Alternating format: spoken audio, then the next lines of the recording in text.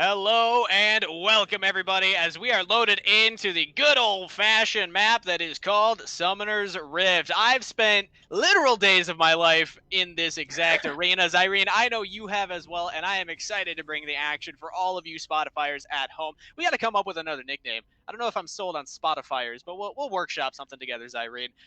Excited to see the start of this tournament. Yeah, I think they're just Spotify listeners. I don't know. I would be like, what do you call them? Spotifs? Spotifs. I kind of liken that one. I don't know. Like I said, we'll workshop it. But already early on here, we're seeing the teams meet each other at a level that we don't usually expect. Level 1, minions have not spawned. Nothing is on the map to take, but already we see, yep, definitely hacking, going for what's considered an invade. You get into the enemy jungler early on to try and get some damage. You don't get that early kill, but they secure the Skarner Spire. Skarner, the champion, gives a little extra global gold on the map for the enemy team to take at this state of the game. Yeah, it's just a little bit of gold from standing on the spire and capturing it. It's funny because even if you're like new to League of Legends, the Skarner champion, the little scorpion guy, he's gonna change things up a little bit on the map. He changes the terrain, adds these little blue things you see at the left. So, actually, I don't think you see them in Spectator.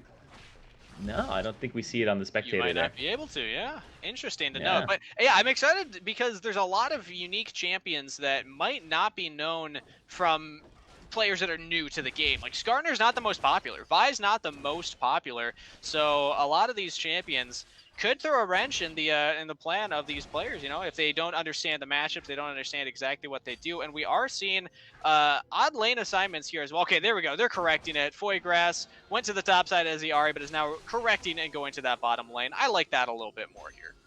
Yeah, the Ahri was in the top lane. He's moving down to the mid lane now. He was just taking some CS there, but you can notice he didn't buy a potion to start. One of those little red things in the inventory will heal you a bit. And both Narnamak and Ahri did not buy items at the beginning of the game, so they're going to be a little less powerful than their opponents, and they're going to want to recall at some point, go back to the base where you can purchase. Can't purchase when you're out on the field. You got to go back and buy from the shop. And again, a reminder for anyone who might be a newer viewer to League of Legends, the ultimate goal of the game, right, is to get to that enemy nexus, the giant crystal on the other side of the map from where you spawned. But okay, we actually see some action here as Evert flashing forward aggressively and gets that first blood for the team. And that is what you want to do to get to that nexus. You got to earn gold. You need income for your team, and first blood is a great way to start. Yep, getting that first kill, it's worth a little bit more gold than subsequent kills in the game, just to reward you for being proactive early and getting that very first one. But looks like might be a second one right here. Oh, they get Flash out of the misfortune as the junglers actually meet on the top half of the jungle as well. Doppy flashing away to Best from NA, has Flash available, could try and follow, but Skarner is pretty quick on his feet, so gets away from that one. Yep, oh, Ahri is going to go underneath the turret. He's taking some extra... that's a turret. Tower shots. Oh, we've all been there, man. You can't do this early on. Oh, no. It's okay. We've all experienced that. The turrets do a lot of damage, everybody. Yeah, that's how you learn, honestly. I've run underneath my fair share of turrets, even as an experienced player. You sometimes just risk it to try and get that extra little minion, to get that extra gold, and he's going to get run down here with the slow. Uses the heal. Their summoner spells are being blown. Those are little things that you get to select at the beginning of the game. You get to pick 2 of them, and they're on a really long cooldown, but they can assist your character. Regardless of what character it is, it's shared across all of them. So I think it might not matter. There's Yu in a lot of trouble. Oh, the last auto attack comes through from Evert94. This Ashe player is showing off the skill that they have. I feel like there might be a mismatch here in the bottom lane in particular, because Evert94 clearly understanding these trading patterns as this character, using the full range. And we highlighted Zirene also having this Sona champion with the Ashe, meaning that you're always going to be healthy, you're always going to have health advantage over your opponents. And this is a great lane for, definitely to play around. They're going to have so much gold income down here.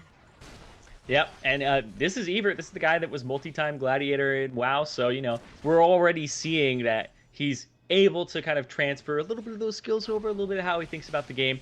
And you can tell he's a little competitive there. The flash forward earlier, the first blood, getting that early kill and getting a second one here. So I expect him to kind of take over this game here. And as the team captain as well, I expect him to kind of lead the troops. And the Ashe is definitely a champion that you can really carry a game with as well. The position is called ADC, stands for Attack Damage Carry for a reason, but we actually see a gank coming in the bot side. The jungler gets a double knockup to Best from NA, living up to the name. Gets the kill for the team.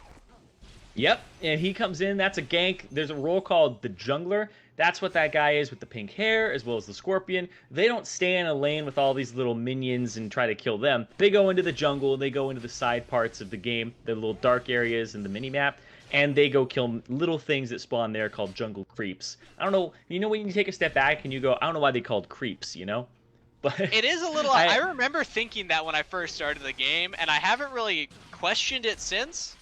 Yeah, I mean, it's one of those things where you just get kind of used to it, and you don't realize that it sounds a little strange to people who are foreign to that concept. Kind of like, I had a coworker, his name is Freak, and I didn't realize, because we all just called him Freak because that was a screen name, just like your Kangas and I'm Zirene. He was Freak, and we would just be out in, like, you know, after like Madison Square Garden arena, it's like we're eating pizza, and then we go, hey, Freak, and then people like look at us, and oh, ouch. Hari Prasad in the top lane, dying to those creeps themselves as another gank comes through in the mid lane to Best from NA. Wow, back-to-back successful ganks on this Vi champion. Zirene, I think that this team, definitely hacking. I don't want to call it too soon, but they might actually be hacking. I'm not quite sure here. I mean, they put it in their name, and they're already 5-0 up on their opponents. Yeah, I mean, their ADC is a back-end engineer, so I don't know. Maybe I know it's for Rover, but you know, not quite League of Legends or anything of that sort. We might have to send some Riot reports in after this one, but we'll see what happens later on. We might even get some more action here. Evert94 chasing forward. That's so much damage onto Narmak. The Misfortune just can't get away. For anybody wondering, Ashe's special passive ability is that anytime she attacks somebody, they get slowed. So she's very, very good at chasing down people that are low health, because as long as she's attacking them, she will be slowing them down and cleaning up those kills. Yeah, I wonder what Evert played in WoW. I wonder if he was a hunter, and he just likes ADC because of that. You know? All the characters, they have range, a bow attack, but he's definitely taking over the game now, and he's showing this thing called orb walking. This is more of an advanced technique. It's called orb walking from like some old archaic thing in Dota, and it just, you know, came over from there. But there's no orbs in this game, so you don't have to use an orb to orb walk. It's just called that. It's basically attack moving. It's where you move, you attack, and then you move again while the attack animation is finishing. So you kind of maximize your uptime of movement as well as attacking. You're going to see it right here. Attack, move, attack, move. Right? Right? Also has the ultimate ability available. Gets the flash out of Narmak again. So showing dominance in that bot lane continually here as King Waffles. This is a matchup that we haven't really drawn much attention to, the mid lane matchup. So again, the lane assignments, there's top lane, mid lane, bot lane, and then that jungle. We've touched on all of them, but let's talk about this mid lane matchup for a little bit, because typically we don't see the Master Yi played in this position, but King Waffles having a great show of it so far. Yeah, he's kind of getting as much CS as he can. Down at the bottom of your screen, you see those numbers next to the portraits. The ones that have, like, dashes are their KDA, their kills, their deaths, and their assists in that order. And then that number, that double-digit number, for most of them, is their CS. That's how many minions they've killed, and each one of those minions gives them gold. So you can see he's actually doing quite well, 41-13. So it means he has actually a pretty good gold lead over his opponent in the other team captain there on the Ahri. Oh.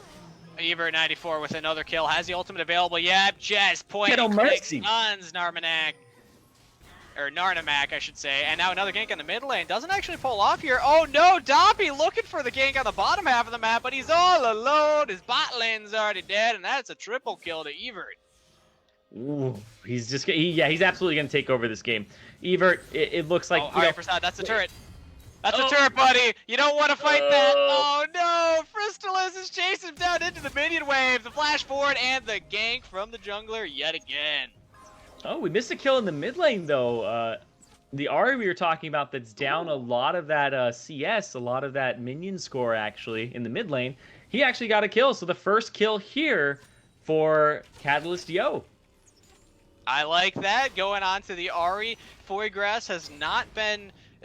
when you're saying CS, standing for creep score, of course. We'll get back to that point as Doppy finds himself on the worst half of this trade. The best from NA, again, saying this is now my jungle, friend.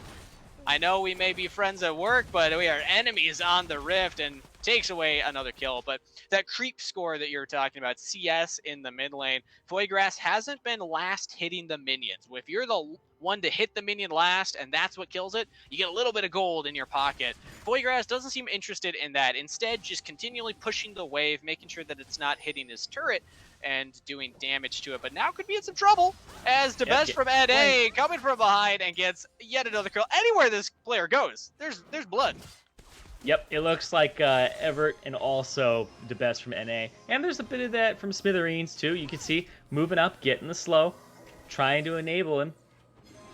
Yeah, and just keep poking. They just keep poking. We talked about this lane at the start where the Ashe and the Sona are going to do a lot. Ooh. All right, Prasad, he goes for the trade. He wants to fight the Garen in the 1v1, but does go down. Things are not looking great for this Darius player in the top half of the map. And overall for Catalyst Yo, 1 kill to 13.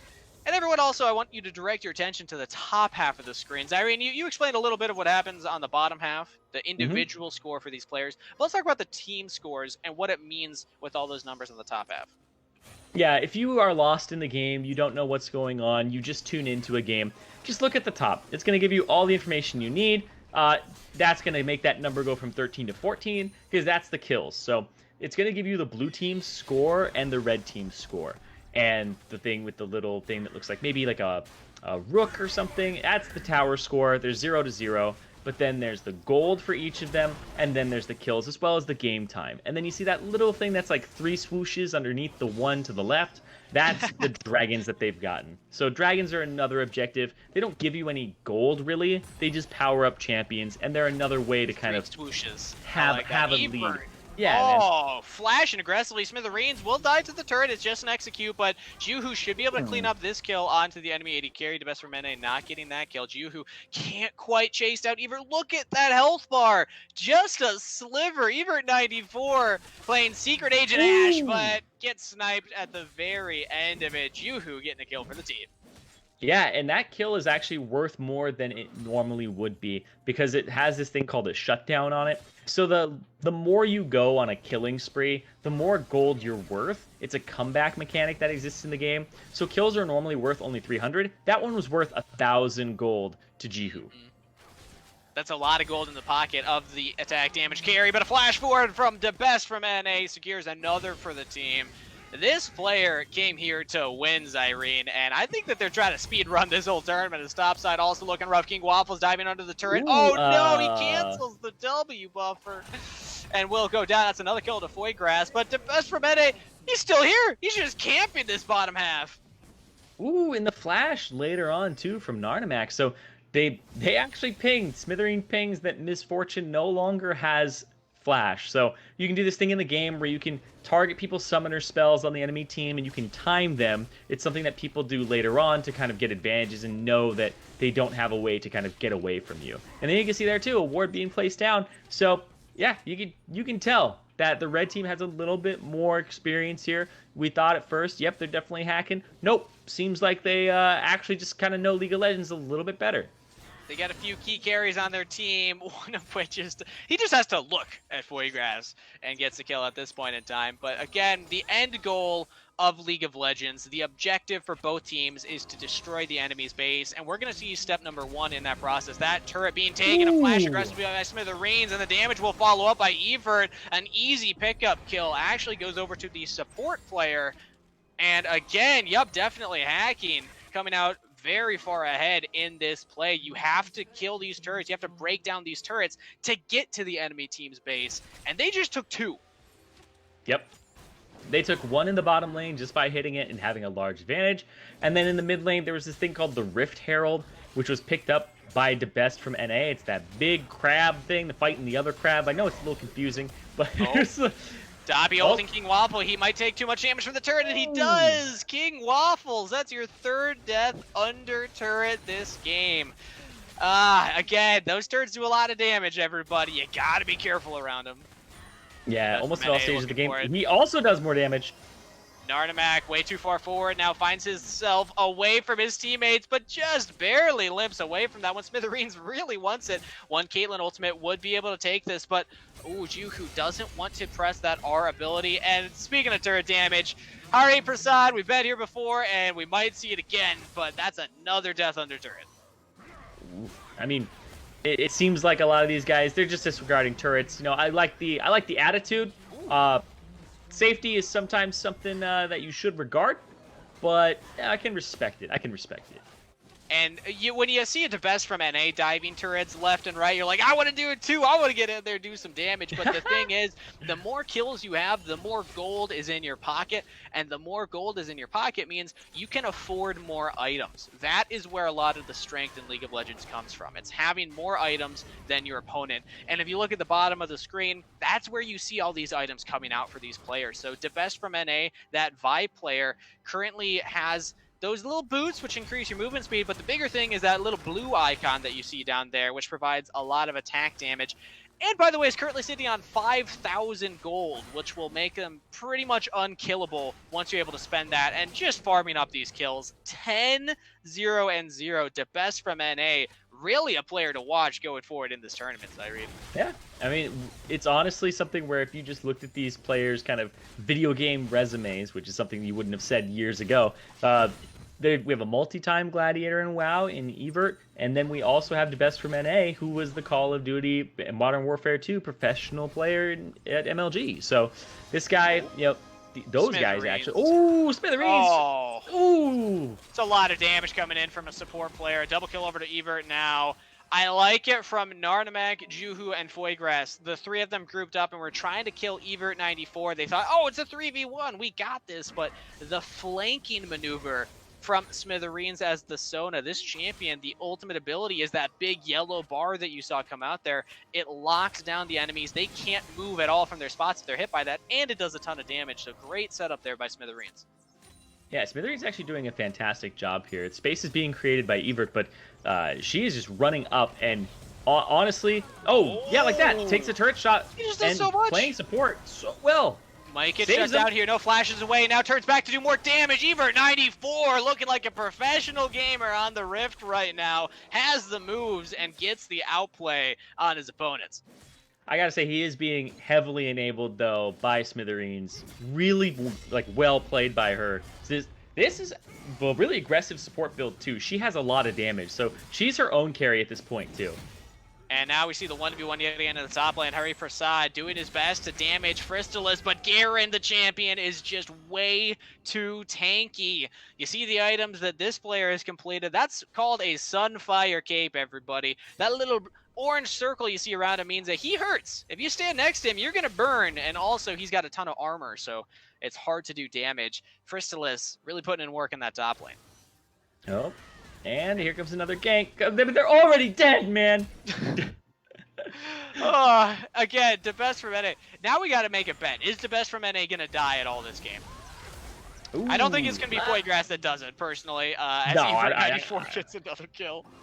I don't think he'll die. I think if he dies, it's going to be trying to make the final play and just end the game. He's got so much gold. He hasn't backed in a long time. Currently sitting on 6,700 gold. To put that into perspective, that could essentially triple his current item count that he has right now. And as explained earlier, having more items means that you're stronger. And now he's going for that back right now, so we'll have to keep track of what exactly the purchase will look like. He wanted to have 7,000 gold on the dot before he bought, so yeah, normally you back when you have about 1,000, 1,300-ish tops. But yeah, he just wanted to have, he bought the most expensive item in the entire game, a Trinity Force. He bought some really fast boots, he buys a pickaxe, and he buys a Jarm's Fist. So he went from having a really kind of Small inventory to, you thought he was smashing people before, being the highest level in the game. He's Just absolutely watch. going to obliterate them. He's going to smash them into what his support's name is. Yeah, it's not going to look too pretty when the best from NA shows up onto this map next, walking out here as Hari Prasad finds himself yet again in the 1v1 matchup against Bristolis, but it's not working, friend. I like this. At least retreating this time around, realizes, okay, I can't kill that guy. We're going to need to group up with the team to help deal with him. Wait. He's having second thoughts. He's having second thoughts about it. He went back in. Way flash forward by Bristolis and gets the damage. Now King Waffle's in trouble yet again. 4 deaths for this player, giving the enemy team yet another kill. But now the best from NA. This is that damage you're talking about. That's a tank that he's hitting, by the way, and just deletes him. A quick double kill for the Vi. Yep, he's just absolutely demolishing. So he has 11,000 gold to his name. He has half the gold of the enemy team combined by himself. Ooh. They have 22,000 gold. He alone has 11,000 himself. So the best from NA could literally be one person on the enemy team and just give them 150% of their gold value. It's actually ridiculous. It looks like this one will be wrapping up shortly here, Zirene. Yep, definitely hacking has destroyed the majority of the enemy's base. We talk about the objective, getting to that Nexus. They are already, I'd say, 75% of the way there right now. They've cleared out these inhibitors. Foygrass goes down. Ooh. Now they're taking out more in the top lane. Hari Prasad goes down yet again. And this means the last inhibitor turret will go down. The best from NA just charging forward, 15-0-1. And you see those much larger minions there with the big battering ram for arms. Those ones do a lot of damage to the turrets. Flash forward by the best from NA. He's looking for the dive. This might be where he dies, Zirene. We asked when it would happen. No! Doppy getting the kill. I said it would be when he's trying to make the final play, because that's the thing that you do when you're really fed and you can just absolutely run over the enemy team by yourself. You go trade 3 for 1 and then your team will end the game. And they're going to do that right here. They're going to take these final turrets and then they're going to hit the big structure and there it is. It's going to be that one going down and they get to hit this squishy Nexus. Well fought by Catalyst, but at the end of the day, there can only be one winner in a game of League of Legends, and this time around, it is, definitely hacking. They have 2 very, very strong-looking carries on their team with the best from NA and Ebert94. And Zirene, this is a team to look out for the rest of this tournament now, because with a showing as dominant as this is a team that we will fully expect to go very, very far, maybe even making it all the way to the finals. So, something that I really like there is not only was the best from NA 17-1-1, had 180 CS, much higher than anybody else in the game. He said GG everyone at the end, and he was the only person to say anything to everyone in the game. So not only was he good, he was good-mannered. So I appreciate that. We always love to see the camaraderie in League of Legends. Good game to everyone on the Rift. Regardless of how one-sided the matchup was, everyone had fun, and we got to see some really high plays from both teams, and that's always exciting. So, Catalyst still has more games to play going on forward, but they will now be matching up against other teams that have one loss. So, again, the head-to-head matchup should be a bit closer, whereas now, definitely hacking. We'll have a tougher opponent next time around with a team that has their first win as well. So, the tournament will only get more and more competitive as we go along. But with that being said, we won't know what's coming up next until after this short break. We're going to send it over to an intermission while we get ready for game number 2.